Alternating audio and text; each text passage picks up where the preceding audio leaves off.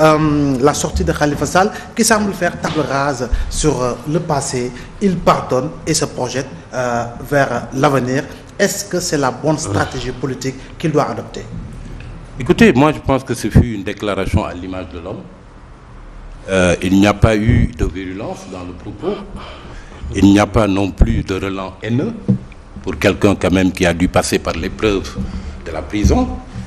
Et il a surtout voulu marquer quand même sa différence par rapport au camp du pouvoir, en réaffirmant qu'il est bien ancré dans l'opposition et en dégageant 3 viatiques qui lui permettent d'asseoir ce qui le différencie du régime en place et vis-à-vis duquel il s'offre en alternative. Je crois que ça n'a pas été une simple déclaration de quelqu'un qui est resté longtemps loin des médias, mais ce fut quasiment une profession de foi, un projet de société qu'il a voulu esquisser très rapidement pour les Sénégalais, en disant qu'il fallait refonder la République, en disant également qu'il fallait offrir aux Sénégalais une gouvernance réformée, en dégageant aussi 3 viatiques. Le premier viatique, c'est la résilience dont il dit avoir fait son arme et qui lui a permis de passer cette épreuve, en réaffirmant qu'il était socialiste et qu'il était de gauche.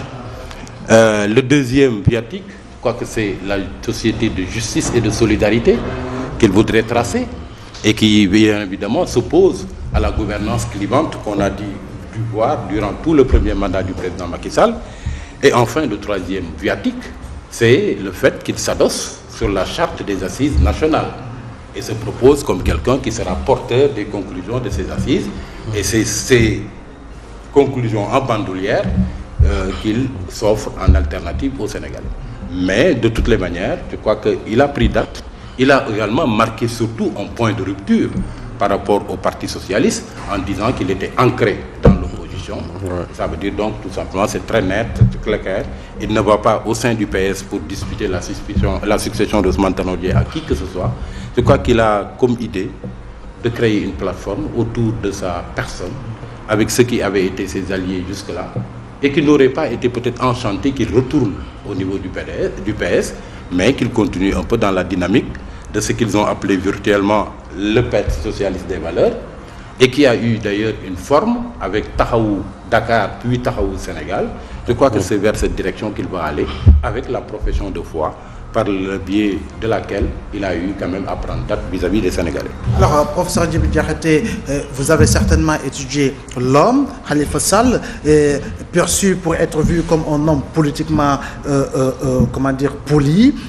Souvent même, on taxe son discours de discours mou, peu importe les positions, mais en tout cas, et puis il incarne toujours ce symbole de paix avec ses habits toujours tout de blanc vêtus. Est-ce qu'en réalité, c'est un homme qui a en tout cas de l'avenir par rapport à sa carrière politique? Oui, merci. Je crois que c'est quelqu'un qui a de l'avenir, c'est quelqu'un qui s'est inscrit dans une dynamique et qui veut rester dans la continuité. Je crois qu'il n'y a pas eu de rupture dans l'attitude de Khalifa Sall et que pour ceux qui le suivent très bien, il n'y a pas eu de surprise dans sa déclaration. Alors ce qui serait surprenant, c'est qu'il fasse montre de virulence, de propos haineux, comme lui dit Momar, mais c'est plutôt quelqu'un qui est resté très calme. Et je crois qu'on aurait pu donner son texte à des élèves de première ou de terminale pour faire l'étude sur le plan de la forme. Quand Khalifa Sall dit qu'il faut qu'on ait une pensée pour les prisonniers, parce qu'ils vivent dans des conditions excessivement difficiles, je crois que c'est une façon de dire que j'ai traversé le désert, sans le dire. Et quand il dit qu'il faut mettre l'accent sur la réforme de la justice, je crois que c'est aussi une façon de dire qu'il a été victime d'une certaine mécanique judiciaire. En fait, je crois qu'en termes de figure de style, c'est une façon de parler. C'est une façon de parler en public. Maintenant, l'idée, c'est de voir est-ce que le public sait véritablement décoder le discours en utilisant les clés qu'il faut. L'autre aspect, c'est le contexte. Dans quel contexte nous nous sommes situés au moment où il sortait de prison? Je crois que c'est un contexte où on a parlé beaucoup d'ouverture, de solidarité, de pardon, de rencontre, de retrouvailles, etc. Ces termes ont été agités depuis l'épisode de Massalikul Jinaan, tout au moins. Et puis après, Khalifa Sall a fait le tour pratiquement de certaines confréries religieuses. Et après, il dit, je ne regarde pas sur le rétroviseur, je regarde devant moi. Ça, c'est un discours de Cheikh Ahmadou Bamba après tous les déboires avec le colonisateur. Et c'est dans ce contexte-là de Magal que nous étions. Le colonisateur a tout fait pour attenter à la vie de Cheikh Ahmadou Bamba. Et à l'arrivée, il dit « je pardonne ». Il dit « je pardonne et je pense à ma communauté ». L'idée, c'est de voir quelles sont les bases que je vais poser pour construire une communauté forte, mais une communauté articulée, chevillée sur des valeurs. Je crois que le discours de Khalifa Sall peut s'insérer dans ce contexte-là, dans ce contexte de valeurs, dans ce contexte de représentation, mais aussi dans ce contexte historique récent où on a beaucoup parlé de rencontres, de retrouvailles, etc. Je crois que de ce point de vue-là, c'est un discours qui est plein de sens et c'est un discours qui, dans une certaine mesure, montre que nous sommes en présence d'un personnage qui incarne la stabilité, mais surtout la pondération. Je crois que c'est un discours très pondéré et nous avons besoin de ça aujourd'hui. C'est-à-dire que mettre l'accent sur les choses qui ne marchent pas, il l'a fait. Hein? Il a mis le doigt sur les choses qui ne marchent pas. Je dis encore une fois, il faut avoir les clés peut-être pour décoder ça. Et puis après, il a dit, moi je ne regarde pas sur le rétroviseur, je veux aller de l'avant. Je crois que ça, c'est excessivement important dans un contexte où le pays traverse des difficultés dans plusieurs secteurs, la santé, l'économie, l'éducation, etc. Des difficultés partout. Quelqu'un qui sort de prison, qui se garde de faire des propos virulents, mais qui dit « essayons de voir comment on peut construire ce pays ». Et il appelle les uns et les autres, certainement, à se rejoindre à lui pour travailler dans le sens de développer le pays avec des référentiels. Il parle, par exemple, des assises nationales. C'est un référentiel qui me semble excessivement fort. Hein? Et donc, de ce point de vue-là, je crois effectivement que c'est un positionnement intéressant. C'est un homme qui a montré une certaine continuité dans son discours, dans les actes qu'il pose. Et je crois que de ce point de vue-là, ceux-là qui ont été avec lui, j'ai écouté certaines déclarations, on dit que bon, ils ont été dans une certaine mesure réconfortés dans leur attente. Voilà, donc je crois qu'effectivement, c'est pas de la mollesse, c'est plutôt de la pondération. De la pondération. Et je crois que c'est aussi une constance dans la démarche et dans le discours. Alors, Serigne Saliou Gueye, le professeur Djibi Diakhaté parle de décodage du discours, donc on est un peu dans la métaphore de la parole, quoi qu'on puisse dire, mais dans son discours, Khalifa Sall a également parlé de désocialisation, autrement dit, si on peut le reprendre en d'autres termes, la déshumanisation de l'humanisme socialiste. En tout cas, est-ce que c'est à dire qu'en réalité, lui, il croit dur comme fer qu'il faut aller vers ce qu'il appelle lui-même et ses partisans le Parti socialiste des valeurs? Essentiellement, je partage la même vision que Momar et Djibi sur le discours de Khalifa Sall. Au lendemain de son discours, quand j'ai lu la presse, beaucoup de nos confrères ont écrit que les gens sont repartis avec vraiment leur faim. Je me suis dit quel est le type de discours qui devait rassasier vraiment nos confrères. Et c'est la même attitude aussi qu'ils ont eue quand ils ont été au palais pour assister à la rencontre entre Abdoulaye Wade et le président Macky Sall.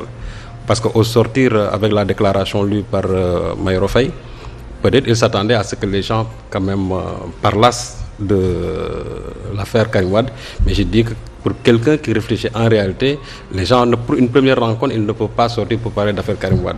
Et là, moi, j'étais même intervenu dans une radio de la place en leur disant, de façon vraiment anticipative, qu'au sortir de cela, la teneur du discours, réellement, ce qu'ils ont dit dans le salon va diverger complètement à ce qu'ils vont dire, bien sûr, pour la consommation publique. Et attendez-vous à ce que les gens nous disent que, on a parlé des problèmes du pays, etc. Et sur l'affaire Karim Wade, aucun mot là-dessus.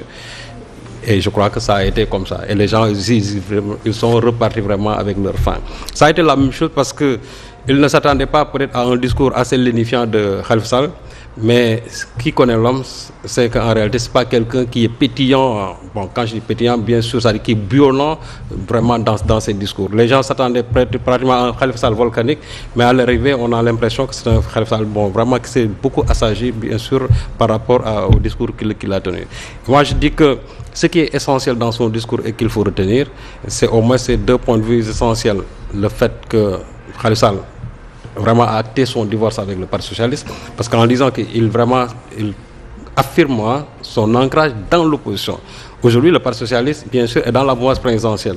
Donc là, même ne le disant pas explicitement, c'est une forme vraiment de divorce qu'il acte là avec le Parti socialiste. Et là aussi, pour dire que tous ces gens-là qui ne sont pas d'accord avec le Parti socialiste, ils n'ont qu'à rejoindre les rangs, bien sûr, de Khalifa Sall. En plus, l'affirmation aussi de son identité politique, c'est-à-dire son idéologie politique. Effectivement, ce que vous avez dit tout à l'heure, la déshumanisation, la désincarnation du socialisme aujourd'hui, parce que ce que nous voyons aujourd'hui avec le Parti socialiste qui s'est accointé avec l'APR, on a l'impression que tous les valeurs socialistes quand même se sont complètement effondrées. Et Khalifa Sall, je crois qu'aujourd'hui, s'érige en tout cas je ne sais pas, ce prototype-là qui doit redonner, en tout cas au socialisme, ses lettres de noblesse. Donc je crois que ça, c'était un temps de discours fort. Maintenant, le cap sur l'avenir, il a parlé de des conclusions des assises nationales. C'est-à-dire que les assises, aujourd'hui, ont été complètement trahis par ceux qui sont au pouvoir. Parce qu'avant qu'ils ne s'installent au pouvoir, que ce soit le président Macky Sall et aussi les initiateurs même de ces assises, Moustapha Niasse et le feu Tanordien, quand même ça c'était les chantres des assises nationales. Mais il n'y a rien quand même aujourd'hui qu'on puisse dire qui a été en tout cas pris par rapport bien sûr aux conclusions des assises. D'ailleurs on nous a même dit ici que les assises ce n'était ni la Bible ni le Coran. C'était tout simplement une forme de reniement par rapport à ce beau travail et à ce travail gigantesque qui a été accompli par beaucoup de pans vraiment essentiels de notre société. Donc le fait de se ramener encore aux assises nationales, c'est pour montrer en réalité que lui, il reste toujours ancré bien sûr, c'est-à-dire aux valeurs qui fondent bien sûr le Parti socialiste. Et je crois que c'est là où peut-être nos confrères devaient axer peut-être leur réflexion par rapport au discours de Khalifa Sall. Mais pas s'attendre vraiment à ce que Khalifa Sall, c'est un discours incendiaire. Oui, des discours incendiaires. Ça, ce n'est même pas la nature de l'homme. Maintenant, vous savez, il y a, comme l'a dit tout à l'heure le professeur Djibi, la forme, bien sûr, et le fond. Cela ne l'empêche pas quand même de taper sur le pouvoir en disant bien sûr avec ses propres mots et ses propres expressions ce qu'il veut dire. Et moi je trouve que pour une première rencontre, surtout qu'il venait de sortir de prison, pour une première rencontre avec ces militants, quand même c'était des rencontres, c'était des retrouvailles. C'était pas pour en tout cas pas taper sur le pouvoir à gauche et à droite, non, c'était pas ça. Maintenant les prochains jours, peut-être le discours peut changer, bien sûr, ça peut évoluer. Mais pour une première rencontre, surtout qu'il avait fait le tour des familles religieuses, moi je voyais mal qu'après vous avoir même été chez Serigne Mountakha Mbacké, qui lui avait dit, en tout cas rappelé, je crois, ce prophète-là qui était emprisonné et qui finalement avait vraiment pardonné tous ses geôliers. Moi, je crois qu'il avait dit de prendre exemple sur ça. Donc je trouvais mal un Khalifa Sall qui sorte, en tout cas pour une première fois, et qui soit animé d'un esprit vindicatif. Donc je crois que le discours quand même, en tout cas moi ça ne m'a pas du tout surpris, ça a été tout simplement à la mesure de l'homme Khalifa Sall. C'est peut-être que nous avons de plus en plus moins d'épicuriens en politique, mais beaucoup plus d'hédonistes et beaucoup de Don Quichotte qui passent tout le temps à lutter contre des moulins à vent, qu'on pense peut-être pour croire qu'au Sénégal, il faut toujours tenir justement un langage incendiaire pour être mis au devant de la scène, mon marchand. C'est qu'en réalité, lui, il s'était fixé deux objectifs. Le premier, c'était de prendre date, et le second, c'était de marquer son territoire. Absolument. Et c'est pour cette raison qu'il a été attentif jusqu'à la forme, sur la forme. Il n'a pas voulu que son discours ou sa sortie médiatique, la première depuis sa sortie de prison, soit éclipsé par des événements qu'on a vécu dernièrement, comme les retrouvailles Wade Macky et surtout la réception de Wade au palais. Il a attendu que ce moment-là, très strident, passe. Il a attendu également que le Magal soit célébré, parce que c'était également un événement de dimension nationale, voire même internationale, qui aurait pu éclipser son message. Donc, il a voulu vraiment prendre date. Et la deuxième chose, même dans la forme, il a voulu éviter les sujets qui fâchent. Il s'est contenté uniquement d'une déclaration lue devant la presse, dont il a donné la version en Wolof, et il s'en est limité à ça. Il a voulu éviter, par le jeu des questions-réponses, aborder des sujets qui fâchent, des sujets qui soient polémiques. Là aussi, je crois que c'est quelque chose qu'il faudrait également retenir. Mais il a surtout compris que c'est une chose de sortir de prison et que c'était un jalon qu'il fallait franchir absolument pour qu'il puisse se déployer. Mais il sait qu'il va au-devant de combats très difficiles. Il y en a 4 au moins. Le premier, c'est qu'il va devoir mener le combat pour recouvrer ses droits civils et politiques. et ce n'est pas une mince affaire.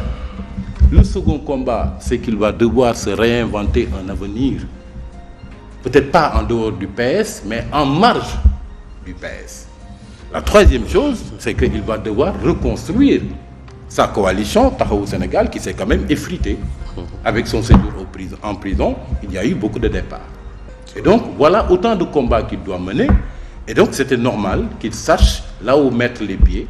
Premièrement, prendre date, marquer son territoire et aller à l'abordage de combats qui sont très difficiles.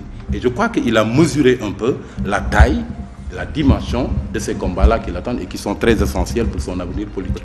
Alors, à ce niveau, professeur, était-ce la meilleure stratégie de communication politique si l'on sait qu'il y a toujours une épée de Damoclès qui plane sur sa tête? Je veux parler justement du recouvrement de ses droits civils et politiques. Oui, je crois qu'il en est conscient, Momar l'a dit. Il est conscient de cette dimension qu'il faut retrouver ses droits civils et politiques. C'est un combat qu'il va certainement mener, je suis à peu près sûr. Mais je crois qu'il ne faut pas l'oublier. Lui, il dit clairement qu'il n'a pas demandé à être gracié. Je crois que ça, c'est aussi une certaine constance. Khalifa Sall est quelqu'un qui nous demande d'émarger sur le registre de l'éthique de ce point de vue-là. L'idée que de tout le temps, il a dit que c'est une mécanique judiciaire qui a été montée contre lui et que de toute façon, ce n'est pas à lui de demander la grâce.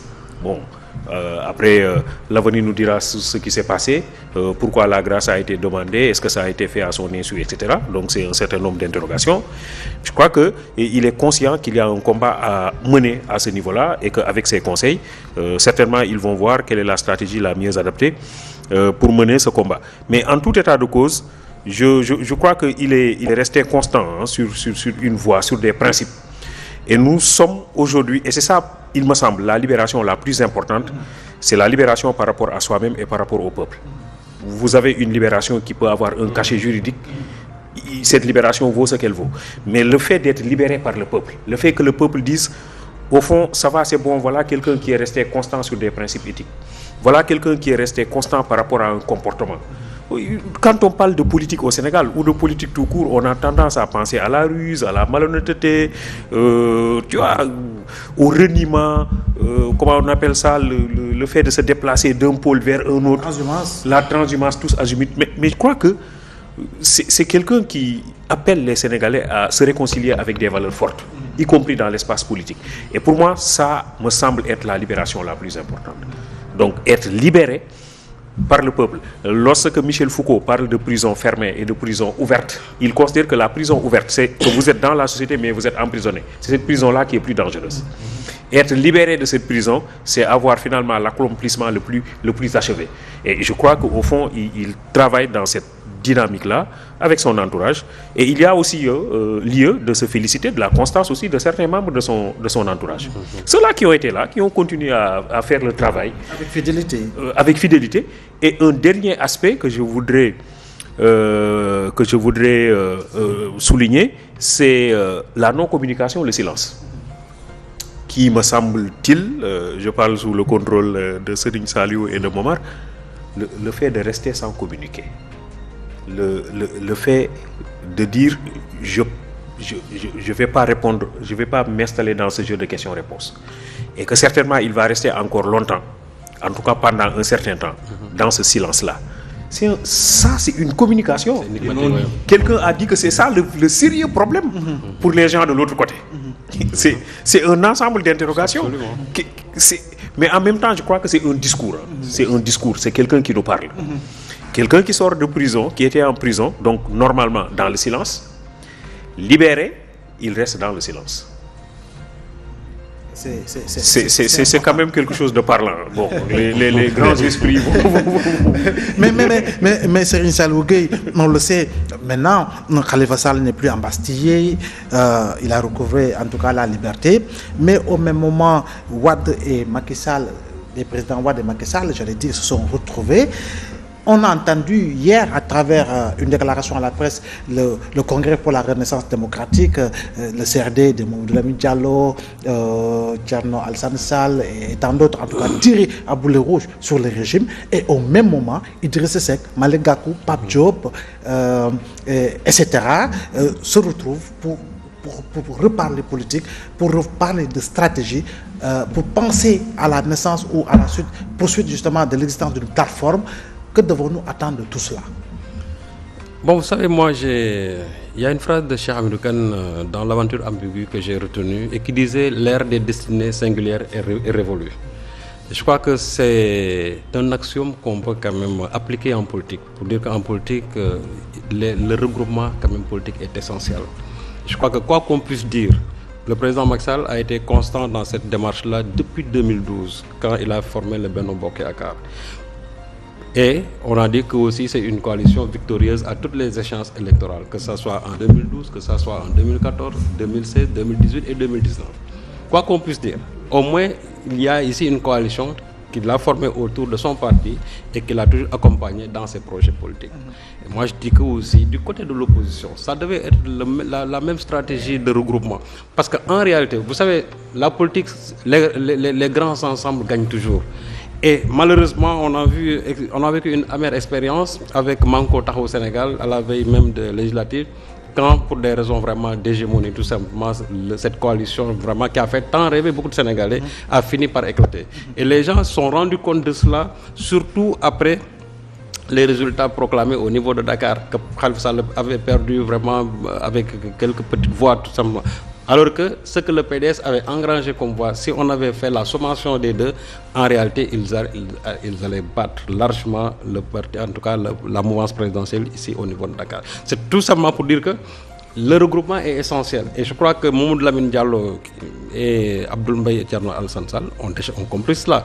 Il est vrai qu'aussi, depuis la fin en tout cas au lendemain de l'élection présidentielle, Idriss Seck, Madické Niang et en tout cas tous les candidats malheureux s'étaient réunis et je crois qu'ils avaient même jeté les bases d'une coalition politique pour aller vers d'autres échéances électorales. C'est vrai qu'il y a eu une certaine hibernation depuis un certain temps, mais on a l'impression que Idriss Seck s'est réveillé et qu'on a un peu quand même donné un coup de patte sur tout cela, peut-être pour aller vers un regroupement politique qui tiendrait bien sûr la dragée haute au parti au pouvoir. Parce que je dis que s'ils ne le font pas, ce qui est sûr et certain que pour gagner aujourd'hui face à Macky Sall, ce sera tout un tas de problèmes. C'est la raison pour laquelle, quand les gens vont... Pour l'instant, nous n'en sommes qu'au stade vraiment des supputations. Parce qu'en réalité, ils n'ont encore rien dit. Les gens, ce matin, ils ont dit que c'était une rencontre secrète. Donc, bon, puisque c'est secret, il n'y a rien d'officiel pour l'instant. Mais on souhaite vraiment que pour même la clarté du jeu politique, qu'il y ait au moins ces grands rassemblements-là.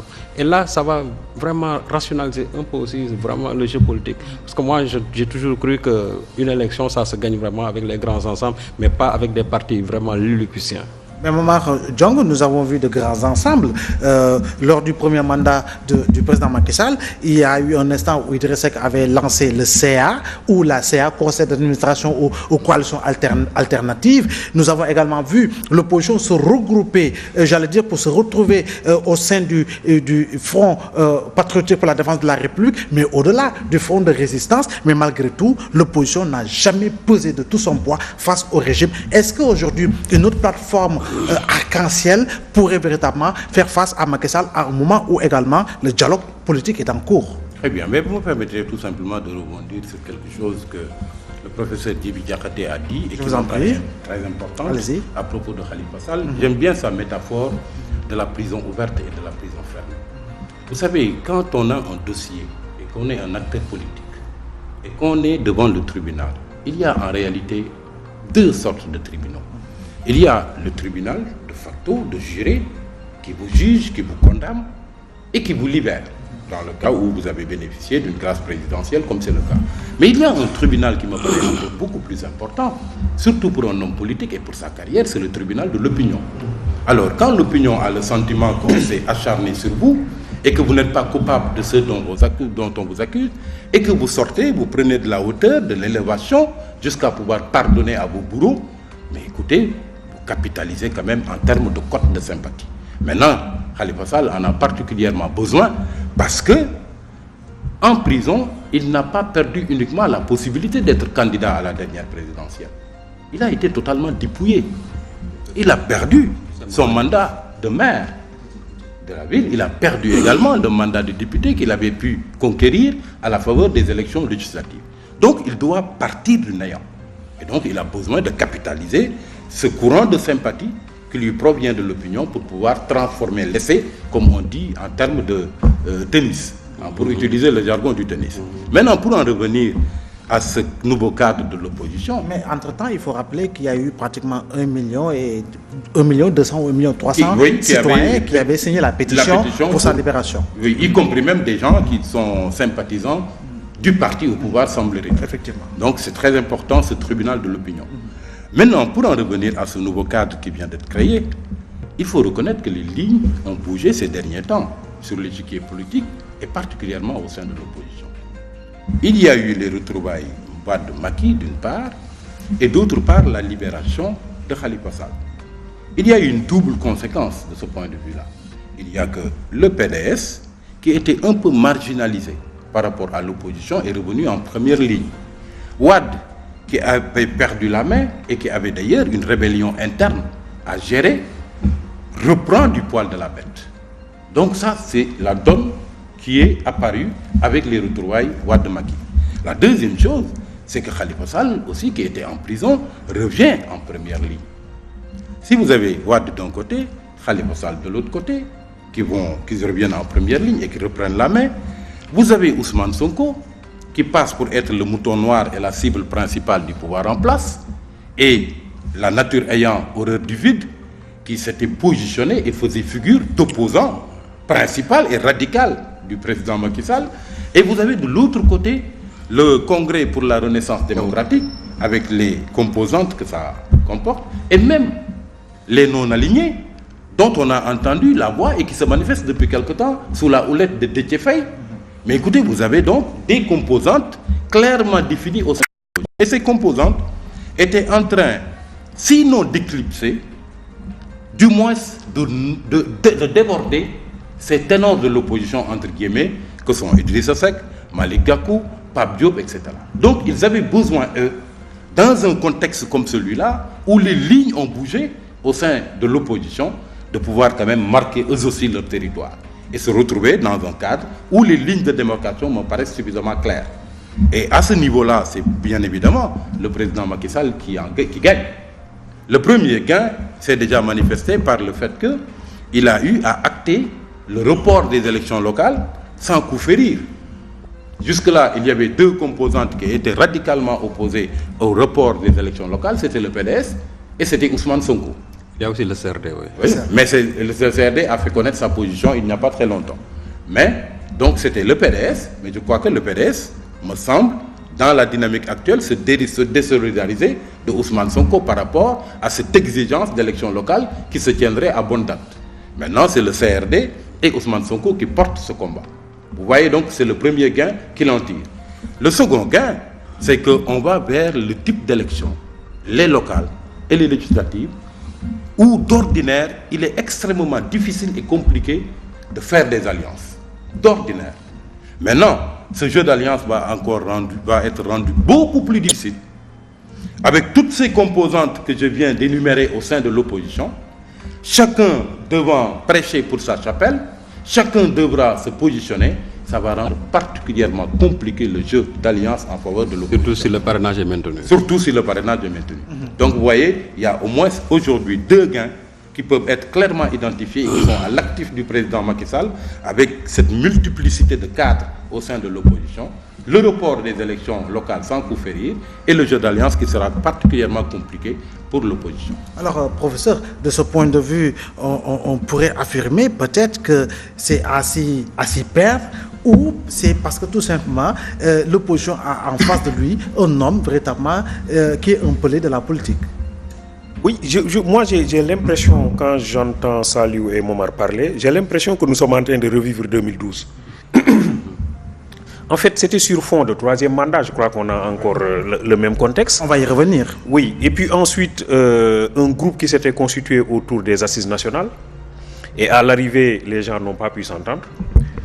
Et quelqu'un qui était sorti du lot, c'est le président Macky Sall, et qui était allé faire sa campagne, et qui à l'arrivée remporte les élections. Ce que je dis, c'est qu'on a l'impression que le même cadre est en train de se constituer. Je crois que les gens n'ont pas suffisamment tiré les leçons de l'histoire.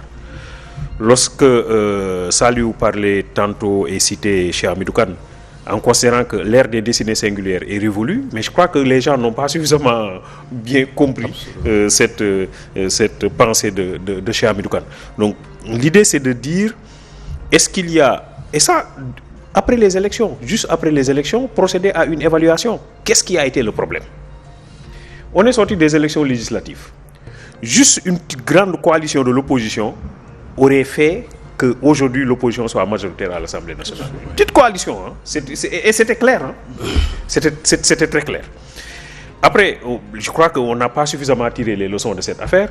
On est allé aux élections présidentielles en se disant que chacun se dit que la voie est ouverte, le pouvoir s'est fragilisé, il est clair. Les gens sont allés à l'élection et après, ils ont été un peu surpris par les scores des uns et des autres. Je crois que le mot surprise n'est pas un très grand mot pour dire ce qui s'est passé après les élections. Mais après, est-ce que l'évaluation a été faite pour dire que tout de suite, il faut aller vers des coalitions fortes et poser les vrais problèmes? Les vrais problèmes, c'est le fichier. Les vrais problèmes, c'est les conditions d'organisation de l'élection. Les vrais problèmes, c'est qui préside à l'organisation de l'élection. C'est des questions qui sont restées en suspens. Alors, on va vers d'autres échéances alors que ces questions ne sont pas évacuées. Bon, on est dans le dialogue, peut-être qu'au terme du dialogue, ces questions seront vues et réglées. Mais je crois qu'une coalition forte, parce que dialoguer aussi, c'est, pour tirer gain du dialogue, c'est être sur une position d'influence qui soit forte. Et avoir une position d'influence forte, moi je crois que ça repose sur des coalitions fortes. Autour maintenant de programmes qui puissent enchanter le peuple. Parce qu'aujourd'hui, en fait, nous sommes en présence d'un peuple qui de plus en plus devient regardant et devient exigeant. Devient exigeant par rapport au profil des hommes politiques. Il ne faut pas croire que les gens disent bon, c'est pas. Non, les gens se posent des questions sur les profils des hommes politiques, sur leur histoire, sur leur discours. Sur leur tour et leur détour. Les gens se posent des questions sur ces profils. Mais les gens se posent des questions aussi sur le programme qu'ils portent.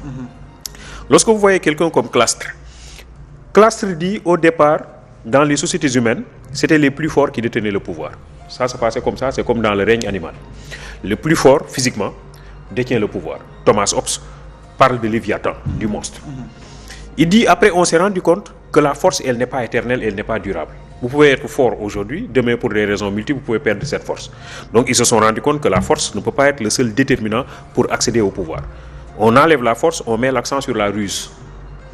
Machiavel parle de ruse mais la ruse aussi, elle peut être déchiffrée, elle peut être décodée. Si vous construisez un pouvoir simplement sur la base de la ruse, vous pouvez être sûr que le fondement de votre pouvoir n'est pas aussi durable que ça.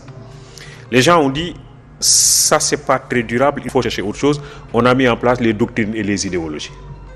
Mais depuis quelques années, on se rend compte aussi que les idéologies se heurtent à des difficultés. Parce que les idéologies sont devenues à un certain moment très fermées, très sectaires, très repliées sur elles. Même si aujourd'hui, vous voyez, de plus en plus, d'ailleurs, on voit des libéraux, mais qui pratiquent des politiques socialistes. Absolument. Ou des socialistes qui... Donc, on se rend compte que les idéologies... Finalement, on a dit, qu'est-ce qu'on fait? On dit, il faut faire une offre. Il faut faire une offre qui tienne compte du contexte, qui tienne compte des réalités et qui propose une alternative. C'est de cela qu'il s'agit. Et aujourd'hui, le Sénégal, c'est quoi? C'est des ressources minières qui existent, mais qui ne profitent pas aux Sénégalais. Effectivement. C'est un système éducatif qui est en lambeaux. C'est un cadre de sécurité qui pose problème. Je viens d'entendre tout de suite qu'on a tué quelqu'un, donc blessé quelqu'un, et qu'on a empoché 5 millions vers du stade. Voilà le contexte. Et maintenant, quelle est l'offre? Quel type d'offre et qui porte l'offre? Voilà les questions de fond. Quel type d'offre et qui porte cette offre? L'idée n'est pas seulement que d'avoir une excellente offre, l'autre idée c'est la crédibilité de la personne qui porte l'offre. Et je crois qu'à ce niveau-là, nous devons travailler, toutes les formations, y compris même la société civile, devraient travailler autour de cette affaire si on veut prendre date, cette fois-ci avec les Sénégalais, autour d'un profil et autour d'une offre qui engage les gens. Sinon, on risque encore de retourner, on a l'impression qu'on est en train de revivre 2012. En 2024, on reviendra encore à 2012. Alors, il faut dépasser, je crois, ces paradigmes-là, nous installer dans de nouveaux paradigmes, dans de nouvelles perspectives qui nous permettent finalement de nous en sortir. Il est possible qu'on s'en sorte. Il est possible, quoi. Je crois que... C'est bel et bien possible de s'en sortir, mais pour cela, c'est Salou, il est impératif que l'on aille vers le renouvellement de la classe politique, mais que ceux-là qui sont encore là et qui pratiquent la politique de tous les jours puissent se retrouver, continuer de se retrouver, mais autour d'idéaux consensuellement forts et qui profiteraient aux Sénégalais de manière générale. Bon, vous savez, on a l'habitude chaque fois de parler de renouvellement de la classe politique. Moi, je dis que la politique, il n'y a pas d'âge. C'est-à-dire, ce qui compte tout simplement, c'est le combat et les convictions qui vous mettent toujours dans le jeu politique. Et c'est pourquoi quand on parle de, je ne sais pas, de combat générationnel, bon, souvent que Willan utilise à tort et à travers, moi je dis que le seul combat qui vaille, c'est le combat tout simplement des idées, sous-tendu bien sûr par un projet politique très fort. Je voudrais, Ablaye, revenir un peu sur les rassemblements dont on a parlé tout à l'heure. C'est dans le même sens. Oui. Ouais. Parce qu'aujourd'hui, malgré la douleur qui l'étreint, je parle du médiateur de la République, Alioune Badara Cissé, à qui je présente bien sûr mes condoléances. Son enfant a été inhumé aujourd'hui à Touba. Aujourd'hui, il a profité même de l'assistance pendant la levée du corps de son enfant. Il a appelé les libéraux à un grand rassemblement. Il a dit que je ne fais pas de la politique, mais ça a été le vœu d'Abdoulaye Wade. Il a rappelé vraiment des propos d'Abdoulaye Wade qui tenaient à ce que les libéraux quand même puissent se regrouper dans un mouvement en tout cas dans une structure très très forte. Et ça, je crois que ce n'est pas du tout négligeable, compte tenu bien sûr de ce que Momar disait tout à l'heure sur le regroupement de ces forces politiques. Et l'expérience de ces regroupements-là, ça a donné des résultats très probants, surtout en 2009, avec le Benno Siggil Sénégal.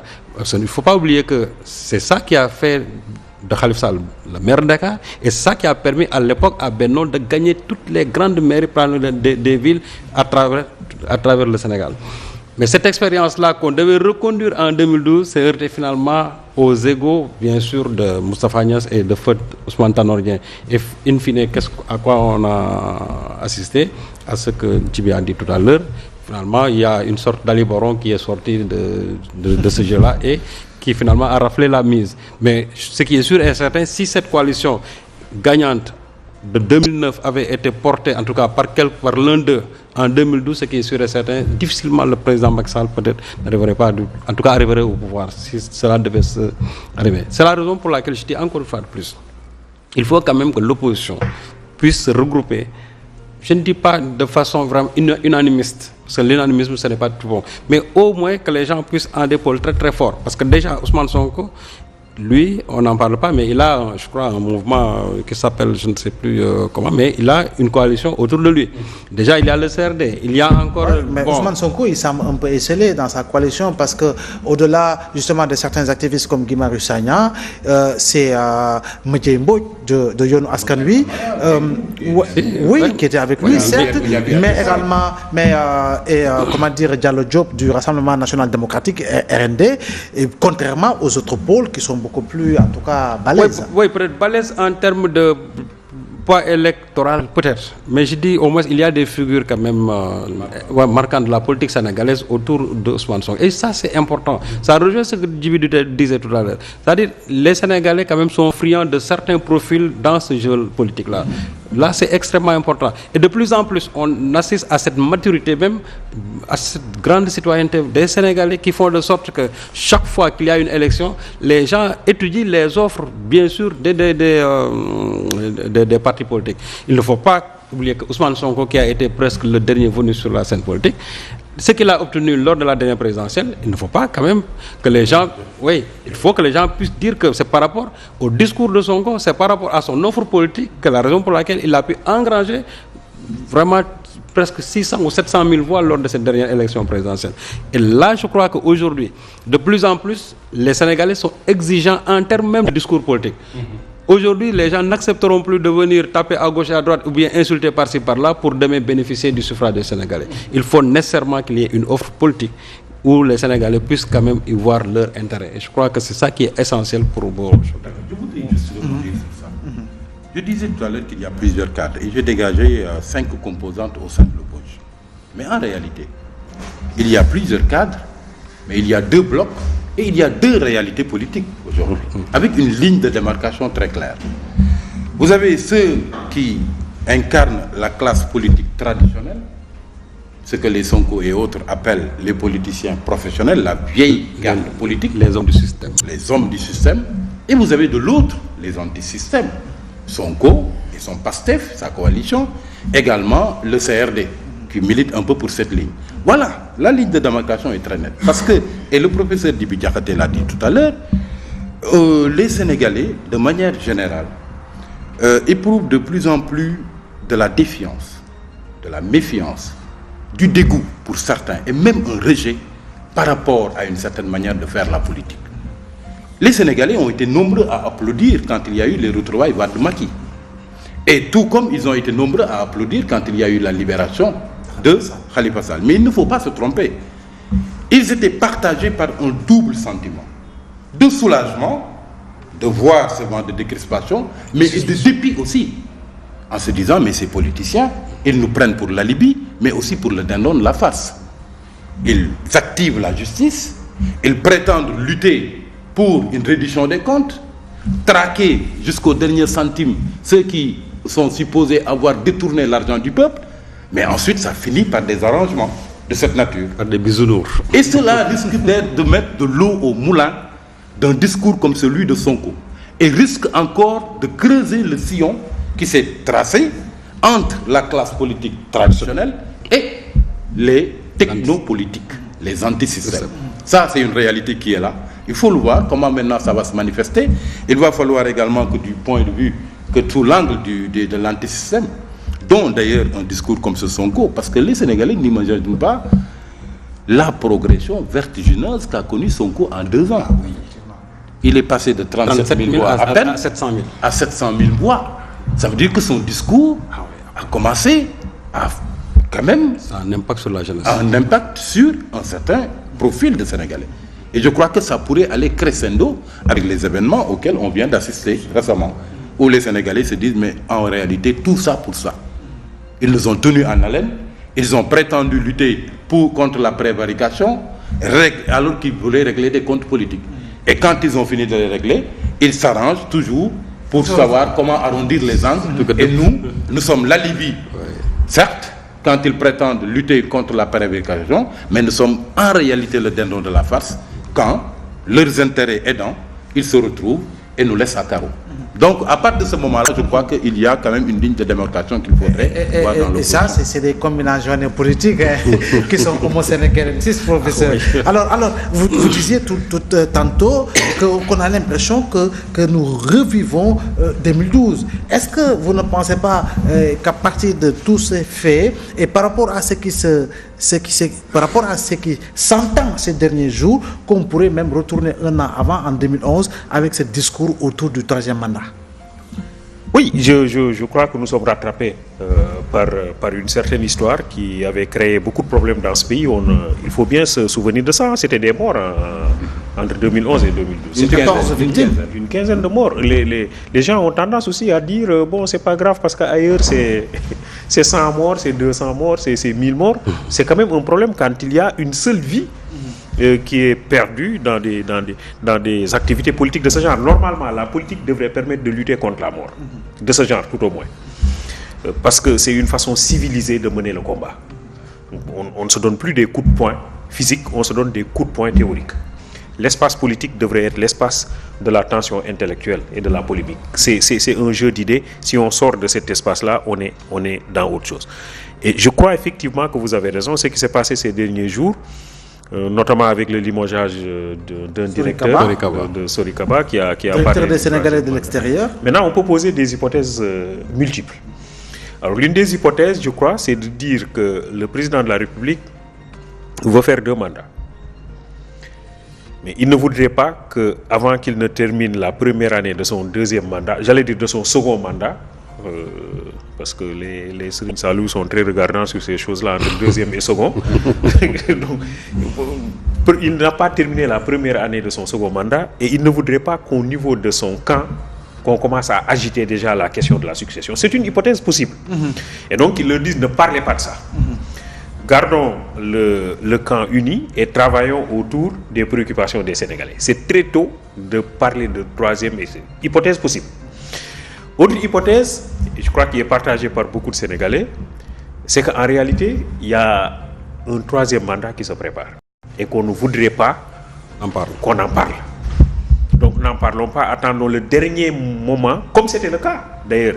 C'est vrai qu'en 2012, certains constitutionnalistes en parlaient, mais c'était un débat plutôt technique. Mais cette fois-ci, c'est devenu un débat à la fois technique et populaire. Tout le monde en parle parce que nous avons déjà vécu 2012. Et tout le monde se dit, est-ce que nous ne sommes pas en train d'être rattrapés par l'histoire de 2012? Donc je crois que de ce point de vue-là, ces hypothèses-là peuvent être posées, mais en tout état de cause. Je crois que nous avons un certain nombre d'éléments quand même qui, moi je pense, sincèrement, je pense que le président, quand il proposait la révision de la Constitution, parce que ce n'était pas un changement, c'est une révision, et qu'il parlait de la question du mandat, il dit que j'ai verrouillé. Et moi-même, le premier mandat de 7 ans, je vais l'enlever, je vais faire 5 ans. Je crois que dans l'intention, fortement, il y avait un besoin de ne faire que 2 mandats. L'intention. Ensuite, c'est quelqu'un qui l'a dit, qui a dit qu'il va faire 2 mandats. Ensuite, c'est son porte-parole, en l'occurrence le ministre Seydou Gueye, qui l'a dit que le président va faire 2 mandats. Alors donc, je préfère croire qu'il va faire 2 mandats. Parce que nous avons une charge éthique qui est forte dans cette affaire-là. Bon, oui, qu'on me dise que vous êtes très naïf, on est dans la politique et qu'on a déjà vu des calculs, etc. Mais je crois que la charge éthique ici est très forte. Et l'histoire est récente.